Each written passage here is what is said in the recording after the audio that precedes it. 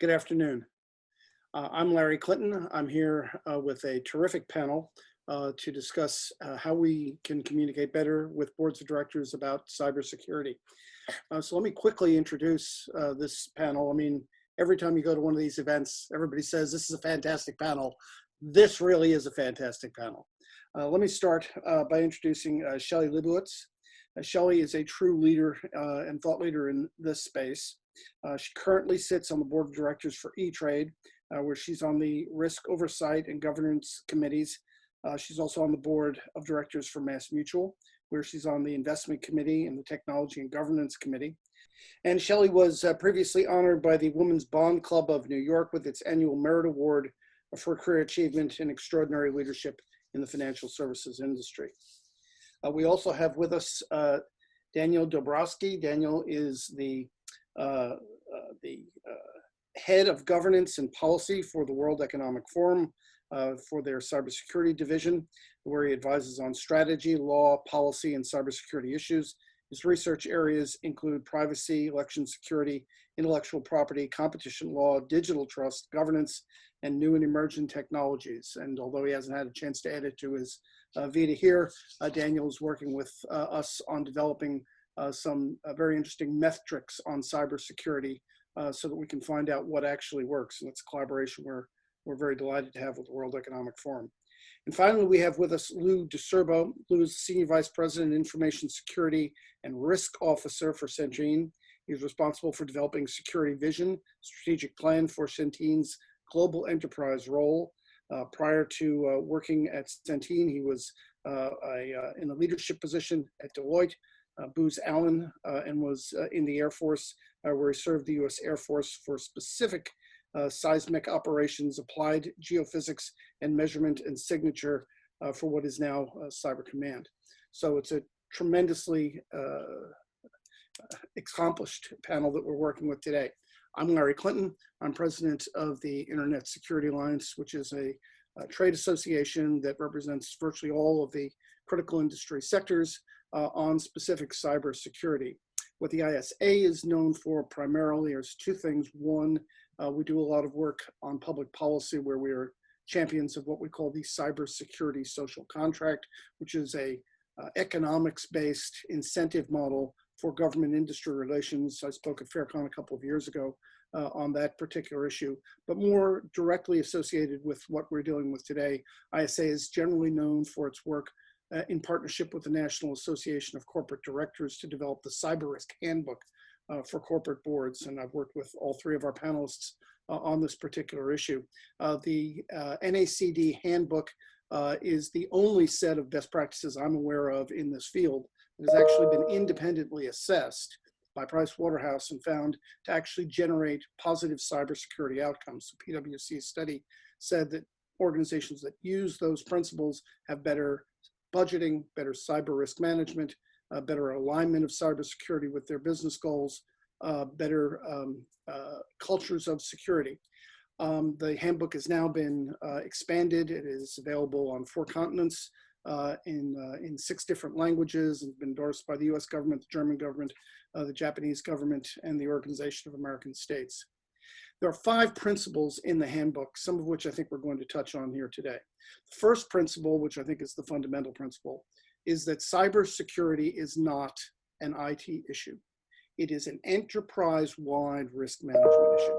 Second principle is that boards of directors need to understand their unique legal responsibilities with respect to their industry sector, their culture, and their place of doing business with respect to cybersecurity. That's a field that's changing quickly.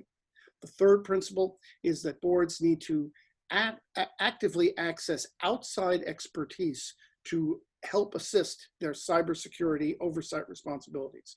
Those are 3 principles for the board to act as a board. The final 2 principles have to do with a lot of what we're going to be talking about in the next 30 minutes. And that is that the board needs to expect that management do 2 things. The first thing is that boards need to expect that management is going to present them with a framework for cybersecurity. And we mean that framework in 2 different senses. First, the boards need to expect management to present them with a technical framework, ISO standards or the FAIR standards or whatever, so that everybody knows what is actually being done with their data. But the second and most important thing is that boards need to expect that management is going to have a management framework for cybersecurity. They're going to have an enterprise-wide risk management team that is working on cybersecurity, not just downloaded to the IT department or the CISO. And finally, we expect that boards need to expect that management will present them with a sophisticated cyber risk assessment. And when we say a sophisticated cyber risk assessment, we mean a cyber risk assessment that is empirical and economic. The FAIR framework is a great example of that kind of sophisticated cyber risk assessment. And everybody who's on the panel today is familiar with this area of risk, trust, and how we can engage these. So if it's all right, I'd like to start, Daniel, with you. You are the head of cyber risk management and cyber trust for the World Economic Forum. What is cyber risk to you, and how does it distinguish from cyber trust? Thanks, Larry. So I'm, as you mentioned, have a number of different roles at the forum, overseeing corporate governance, digital trust, which has cyber risk is an important component. For us, I mean, these things are closely related. If you, as the sort of leadership of an organization, can't get your assessment or appetite around cyber risk right, then you're going to lose trust over the course of your operations. We see, digital trust especially as, being very thin. It's easily lost through breaches, easily lost through privacy issues, through lack of ethical standards around the use of technology. And a key component of what we see as digital trust is effective cybersecurity protocols in place. And in order to do that, you really need leadership buy-in in this case. So that means that you need to have, at the leadership level, a principled approach to cybersecurity risk management. And that's why I think, the things that the FAIR is doing is really, really important. The thing that we're doing, along with, ISA and the NACD, to bring this conversation to the board level around cyber risk and risk governance is absolutely vital here. So one of the things that you mentioned that we are working on together, and I'd like to go into it a little bit more and then bring in some of the other panelists, is defining cyber risk in economic terms. What do you think of, and what does the World Economic Forum think of when we're talking about cyber risk as an economics issue? Yeah, I think it's absolutely vital. I think for a long time, these conversations have been about technical standards, right, which you brought up earlier. And so they haven't risen to the level of strategy, frankly. So when you're talking about, dollars and cents, when you're talking about the economic risk and the reputational risk to a company overall, well, that absolutely has to be in language that everyone understands. And that's where, like we said, this language, where, attaching metrics to what we're doing in cybersecurity is vitally important. And that's where carrying the story forward, right? Describing what people are doing in cyber risk and cyber resilience in terms of what it means to the bottom line of the business, what it means for, opportunities going forward, especially, right? Like, how does cybersecurity improve your ability to capitalize on opportunities in the digital economy writ large? And that's where the sort of economic value discussion comes in. And that's where we need to be in order to bring this discussion into the boardroom in a robust and nuanced way. Terrific. I'm sure that others have something to say about that too. So Lou, you do this as a practitioner. You're a practitioner on the group. Can you go through a little bit of how you actually engage in turning these notions of cyber risk into economic terms within your organization? Sure. Thanks, Larry. First of all, thanks for having me, and I agree wholly with Daniel's comments a moment ago. The way that we think about managing cyber risk is really as a function of business risk writ large, and we try to compute that risk in loss expectancy in a dollars per year methodology. And tactically, you could use any metric. Right?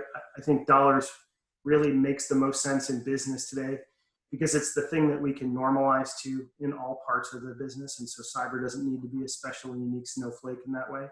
And so we use dollars as an impact statement as opposed to the five or the quadrant boxes of low, mid, high, and critical.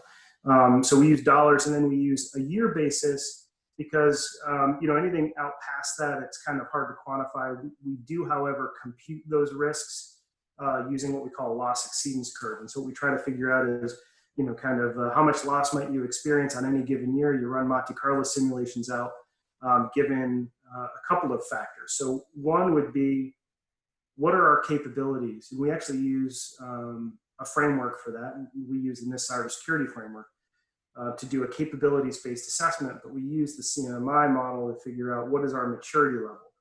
We do one level below that of analysis to really get into the details around our control structure. So we'll use ISO 27001, as you mentioned earlier, the tactical and technical piece. But from that, that just informs the larger model. And the larger model will compute what we anticipate a successful attack might look like and what that impact might be if that attack were successful. And we probabilistically analyze and assess what we think the likely outcome of those successful attacks might be.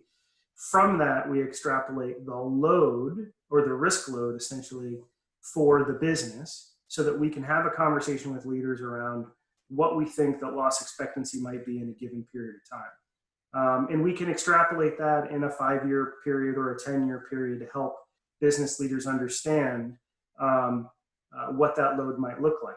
I can go farther into detail, but I think generally that's a good approach of description around how we can do this in a practical matter in corporate America today.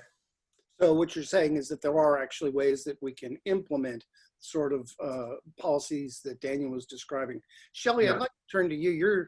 You've been on both sides of the table. Right now you're on the board of directors side of the table. So as you are hearing these things on the various organizations and boards that you deal with, can you identify some of the best practices that we can bring, some of the best ways that people such as Lou can present these things to the board, and whether or not there are any tips that you can offer for the community, or any traps to avoid as they make these presentations, which is somewhat complicated for board members, but is necessary for them to completely understand. How can we do this better, Shelley? Thank you, Larry. And what a great panel. And really a shout out to you, because maybe the first place I'll start is the NACD handbook. So if I'm in an operational role and I'm reporting to my board of directors, one of my questions is, what is it that board wants to see? What would be helpful? What's relevant? And so one good place to start, one really good place to start, is where boards look for best practices. So I would encourage every operational manager who's listening to this webcast to take a look at the NACD handbook. You have a tremendous amount of information. And I think that's a great starting point, because then you're sitting in the seat of the director. And I think it's really important to remember that this is, although we talk about cyber in an enterprise risk context, and we've taken a much more holistic approach than we used to, it's still a highly, highly technical field. And there is a tremendous asymmetry in the information that directors have versus management. And that's just a fact of life. A typical public company director spends, call it 25 days a year on working with that company. So if it's 2 to 3 days a month, how do you, in an operational role, convey what's important to your directors? And it's really important to remember that more is not necessarily better. When you're conveying information, you want to start with what's important, right? Think about a typical cadence. So you as a CISO, for example, may present to whatever committee is responsible for cyber. Maybe it's audit, maybe it's risk, maybe it's technology and operations, whatever it is, probably every quarter for a half hour, 45 minutes, and then maybe to the full board once or twice a year. That's not a heck of a lot of time. So it's really important that you have an agreed upon set of metrics, an agreed upon set of risk appetites and tolerances. And as long as everything's within those agreed upon bands, then there's not much to discuss. So what's really important to discuss in those face-to-face opportunities is the stuff that's not so obvious. So what are the decision points? What are the things that have changed since the last meeting? What's really material? And what are you doing differently from what you did, say, last quarter? Security really is about, in my mind, strategy and enablement, protecting the franchise, and then seeing what's coming down the road. And I think you can start with the assumption that your board members will read what you give them, they will be well educated, and they will be experienced. So what discussion, what information is really helpful to give them, as I said, in a very limited time frame, such that you come out with guidance, direction, and actionable insights? Terrific. Let me follow up on one of the things you said here, Shelley, and then I'd like to bring Daniel and Lou in for their concept on this. You said that really we need to make sure that we're speaking in their language. So one of the things that we did when we were first constructing the NACD handbook was we observed that previously we on our side of the table, if I may, were trying to get the board members to learn our language. And what we needed to do instead was to embed our issues in their language. So instead of talking about vulnerabilities and patch management, we would talk about mergers and acquisitions and innovation and price to earnings ratio, and try to embed cybersecurity within those issues as a way to make this a little bit more realistic for the board. Do you see any of that progress being made in terms of better contextualizing cyber issues within business issues? And do you have any tips as to how that might be done better? Actually, I think it's a great question. And in what I'm seeing, I think there's enormous progress. I think cyber really has moved from an IT issue to an enterprise risk management issue and a board issue. And smart companies, smart boards understand that this is about offense and defense. It's about strategic enablement. It's about protecting the franchise. It is critical to all of your business discussions. And I can't tell you over the years how many heat maps I've seen that are red, yellow, and green. And cyber is always red, which really says nothing. We all know this is a high risk area. What you really want to do is what is at risk and how well are we mitigating those risks? And you have to have some quantitative measures along those lines. So the idea of a cyber value at risk is not the only indicator, but I think is an absolutely crucial indicator and something that your boards will be able to relate to. Yeah, that's good. Whenever you say that, I'm reminded of Jack Jones's great quote where he says, I'm still trying to figure out how do I multiply green times red. Exactly. Really difficult to do, and which is why we want to move in an empirical fashion. Lou or Daniel, do you have anything that you can add to this conversation about how can we better contextualize cyber risk within the business terminology? Yeah, Larry, I think this gets back to the the economic basis for talking about cyber that we mentioned earlier. I think it's also important to think about why, right? Because if you have a why, you'll get to the how you do it. And the why here is because, I mean, this is a little self-referential because the forum is the International Organization for Public-Private Cooperation, but the why we're getting there is to cooperate, right? And it's not just public-private cooperation, but it's cooperation within the enterprise. So if you're a CISO and you want to cooperate with your board on this, if you're a board member, you want to cooperate with other business leaders, you need to have that common language, right? That Shelley was referring to earlier. And you need to be able to have, questions and answers that make sense to each other.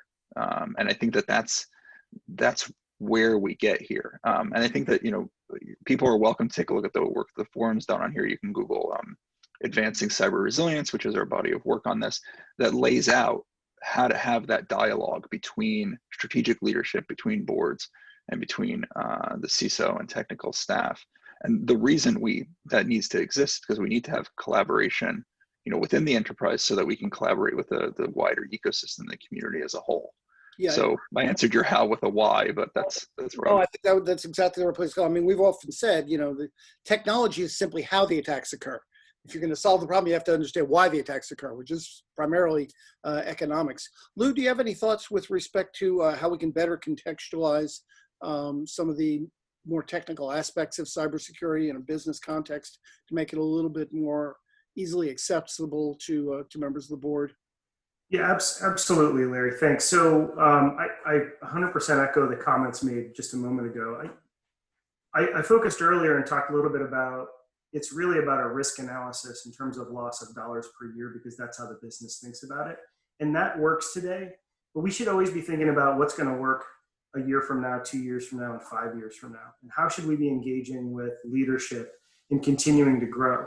And so, because we've been able to compute risk as an example, I can show you trends year over year on how we've dropped down the overall risk load, even while threats have increased, their activity, their aggressiveness, their success has increased.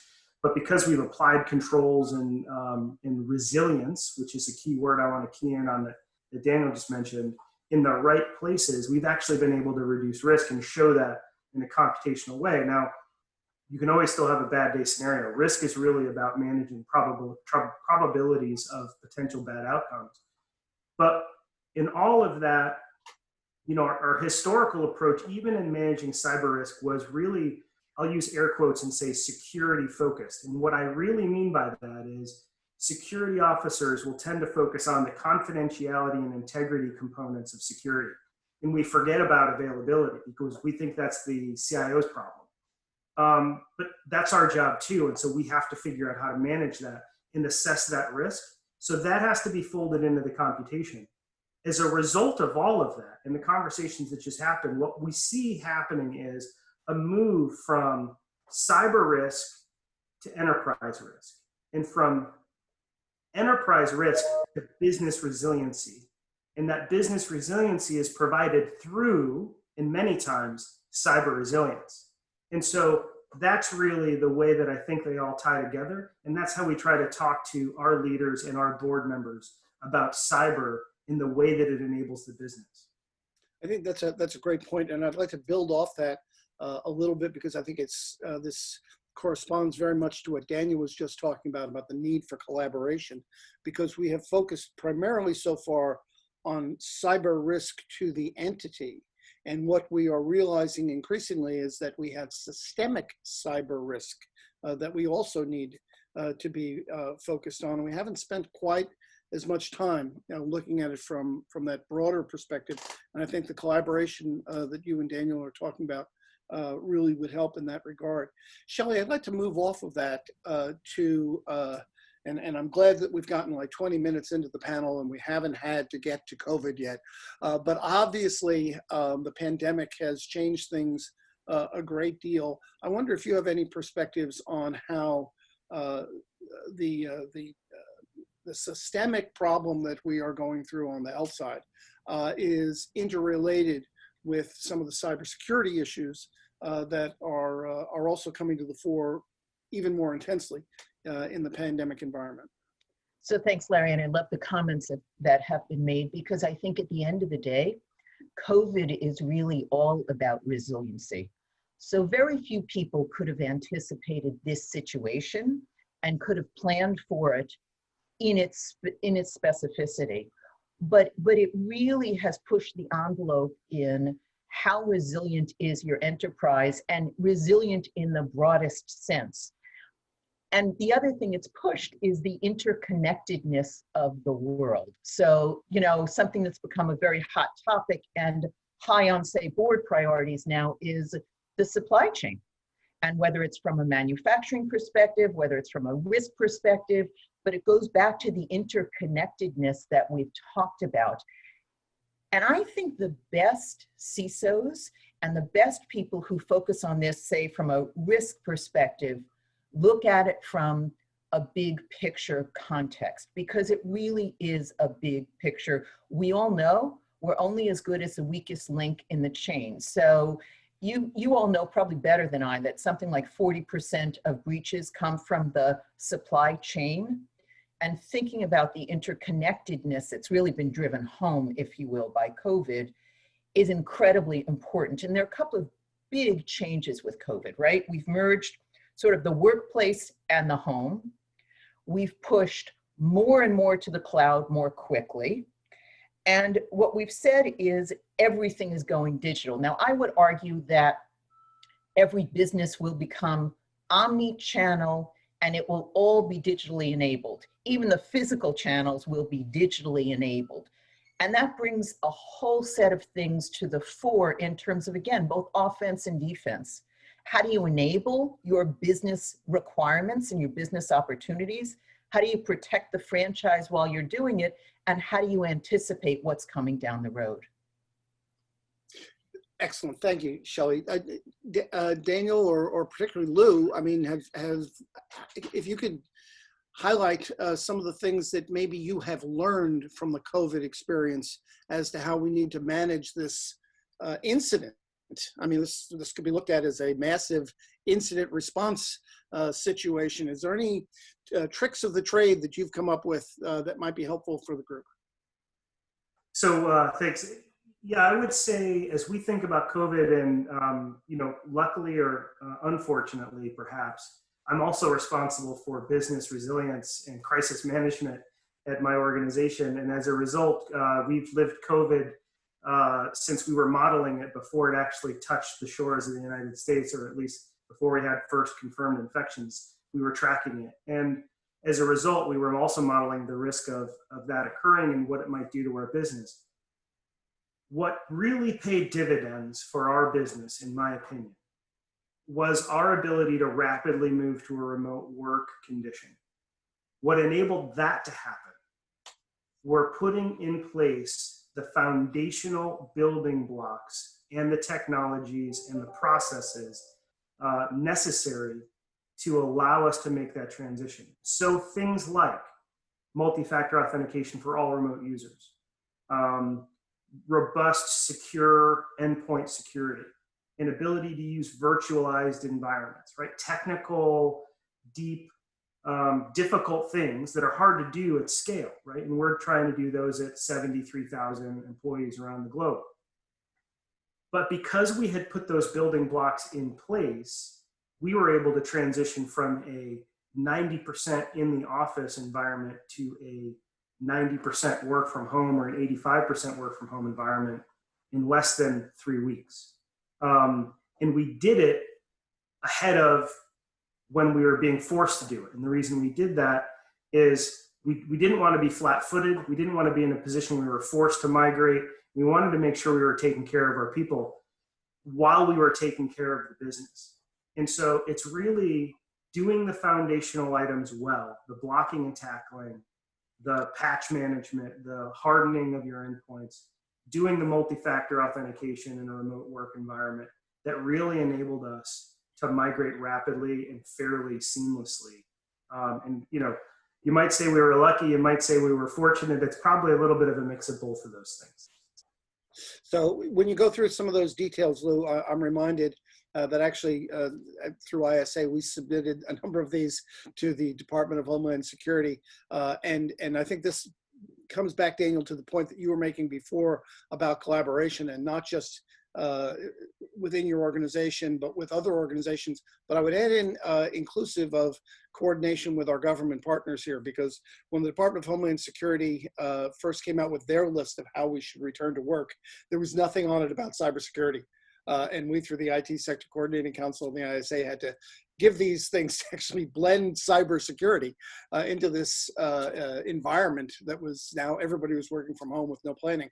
I was wondering, Daniel, if you have any comments specifically on COVID, I'd be interested in anything that you have to say on that. But I also then want to come back to you with a broader question about economics and cybersecurity. But let me first make sure that we capture whatever insights you have with respect to how the COVID pandemic has affected us.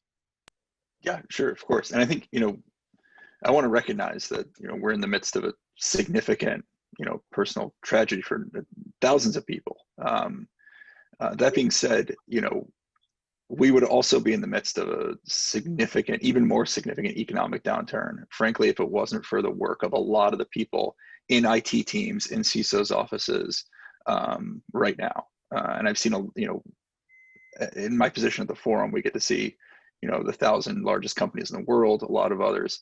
And like kind of what Lou was saying, the ones that came through most successfully were the ones that were already preparing, maybe not preparing for this situation, but the teams that were preparing for work from home, that were preparing for greater interconnectivity, like Shelley was talking about.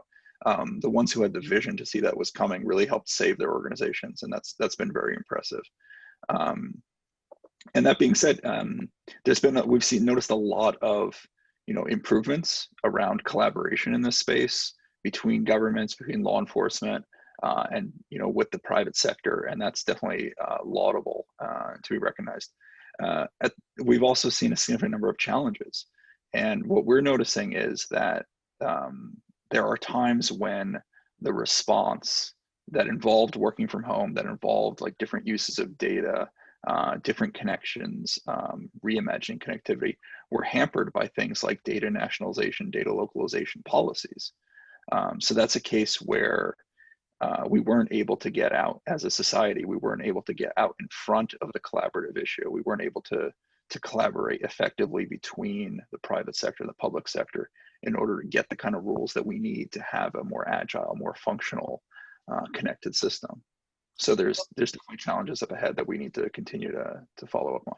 So I think this leads to, to me, a major point and a real point of contention. And I kind of want to go around the entire table to see if anybody has any thoughts on this. And that has to do, we've talked a lot about how cybersecurity needs to be woven into the business. I think part of this is a recognition that we need to have from our side of the table, as it were, that there is a tension between all of these wonderful things that has enabled us to continue our economy such as it is through the pandemic. I mean, this would have been a very different response in 1990 rather than 2020, because we have the internet and all these things. So all of these innovations that we've made, cloud computing, mobile devices, long international supply chains, voice over internet protocol, all of these tremendous innovations that boards of directors constantly push for digital transformation also tend to undermine security. And so what I'd like to ask all of you as we move toward the end here is, how is it best for a board working with management to achieve that balance of pushing towards digital transformation and at the same time understanding that a lot of this transformation is going to undermine their security and they need to come up with that balance? So if I could start with you, Shelley, because you're sitting on the board side of the table with that, and then Daniel and Lou. And then if we have any time, I'm going to go back to everybody and say, is there something I missed here that you wanted to raise? But first, Shelley, could you help me with this digital transformation balance problem? So I think you can't think about it that way. Because if you do, then every innovation, right? The best way to be secure is turn all the computers off.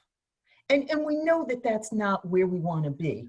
So we have to think about security as an enabler, and we have to think about tools and techniques that are embedded in what we do. And I think both Lou and Daniel have talked about a bunch of different things. It's having broad relationships and broad insights and those building blocks that do enable what you do. And so I think it's got to be a very different conversation rather than security as a hindrance.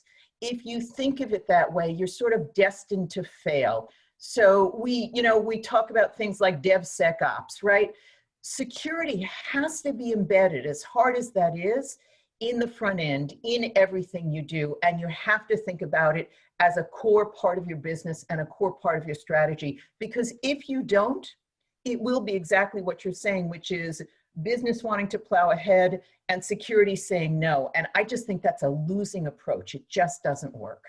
Well, right. So I think what we're talking about is how do you create the appropriate balance? So Lou, do you have any thoughts with respect to whether or not you can, because we do need to have industry move ahead, obviously, and we need to access all this stuff. But on the other hand, we can't just completely be insecure. How do you guys handle it at Centene? So I think it's, first of all, I agree with Shelley's comments, right? Our goal is to enable the business, but one of the things that we've done is we've separated out the security team from an oversight function from the IT organization. And the reason behind that is the predominant responsibility of any CIO is availability, availability, availability. And right behind that is innovation and new cool technology that supports strategic objectives. Did I mention availability? And the thing that gets in the way of availability oftentimes are security controls. It slows things down, it makes it harder, it makes things more difficult, it's user abrasion and people don't like it. And so that's all a problem. And so you still have to, in the same way you have to have an external compliance organization in the Fortune 100 company, you've got to have an external governance function from a security perspective. Someone that says, how do we do this the right way? How do we protect and manage the risks effectively while enabling the strategic objectives of the organization? And this is something that Shelley said that really resonates with me, and we say it all the time, which is it's about security built in, not bolted on. From the beginning, it doesn't matter if we're building applications or we're building infrastructure or we're doing some cool, innovative, new genetic algorithm or artificial intelligence, machine learning engine. We've got to build in security from the beginning. And when we talk to the business, that's how we need to talk about it. When we talk to technologists, I have found that doesn't always resonate with them, right? Because that also they think is kind of slowing them down. So what I've started to talk to our technologists about is that you need to think about security vulnerabilities as defects in your build. And we really need to be thinking about security as a function and a form of quality, right? And when you think about security vulnerabilities as defects and security bugs or vulnerabilities as a quality defect, it's just one of the many things you need to care for as you build innovative solutions that support strategic business objectives. And so as long as you do that, and you keep in mind that you still have to keep a little bit of the, the fox out of the hen house, and we have someone over kind of seeing the IT organization and the technology organization to make sure that we're meeting compliance requirements and regulatory requirements and contractual requirements, I think you can find the balance while managing a healthy tension and enabling the business to be successful. Thanks. So I think that's really helpful. And I want to underline one of the comments that you just made here, which has to do with the corporate structure that needs to be embedded for greater security. Recall that's that fourth principle in the NACD handbook we talked about, is that management needs to present the board with a structure and the multiple levels of defense in the financial services world. It's the 3 lines of defense, and there's some other examples that are offered in the NACD handbook for how we need to kind of just take this out of just the IT space and make it an enterprise-wide space, and that includes some thinking about corporate structure. So I appreciate that. Daniel, anything you want to add in here with respect to how do we do this balance? I mean, the World Economic Forum is all about pushing the economy ahead and doing it in a secure fashion. What perceptions can you add into this conversation? Yeah, thanks, Larry. So I think, ideal world, every board of directors would have somebody like Shelley sitting on that board, right? Who deeply knows technology, who understands transformation. But we don't live in that world, right? But board members have, important skills and an important role, right? They're chosen because they have deep expertise and broad expertise and a lot of expertise in leadership. And I think everyone can use that to foster the kind of culture that we were all talking about, because a lot of this comes down to culture. How do you think about creating a sort of cybersecurity culture in your organization? And people in senior leadership roles can help foster that. People who are technical managers can help foster that culture of whether you call it security by design or something else. And it comes down to thinking about responsibility. And that's why, for the forum, it's very important to us that people think about their sort of role in the economy as a stakeholder in this global society responsibly, and think about where they can best ensure that they're innovating, that they're working, that they're operating responsibly. And I think now in a digital world, that means being responsible around cybersecurity as well. Terrific. Okay, I think we have 3 minutes left, so everybody gets 1 minute, really one. What one idea do you want to leave with everybody? We'll start with you, Shelley. Thanks. So just to pick up on some of the things everybody said, which are fabulous. boards have an obligation. If they don't have the expertise, they have an obligation to acquire the expertise. So you can help your boards figure out how to do that if they don't have the expertise themselves. And then I'm going to take a second point, Larry, because I think you nailed it on the governance piece, right?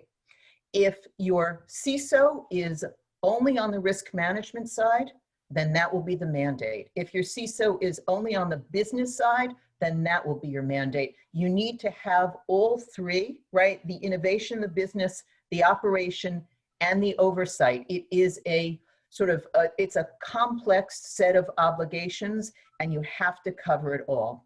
Terrific. Now, Lou, you have 45 seconds. 45 seconds. I would say cybersecurity is the way we used to think about it. Cyber risk is the way we're starting to think about it. And business resiliency and business enablement is the way we need to start thinking about it. Terrific. Love it. Daniel, any final comments? Yeah. So we need to all pull together and work together, right? In an interconnected world, your risk is my risk is your risk. But that means that the solutions are shared as well. And we need to start working together on making sure we can put those in place. Terrific. I have 1 minute left for myself. The one thing that I would leave with everybody is we are losing this fight right now. We are losing it big time. The bad guys are stealing trillions of dollars, undermining our elections, stealing our intellectual property.